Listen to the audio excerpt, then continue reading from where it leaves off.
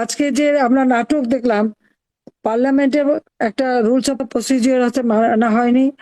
Speaker আছে, deputy speaker কারাগারে বন্দী, সেটা বাদ দিয়ে একবার গোজামিল দিয়ে একটা পার্লামেন্ট শুরু। এই পার্লামেন্টের কোনো লিগ্যাল ভ্যালু আছে বলে আমি মনে করি না।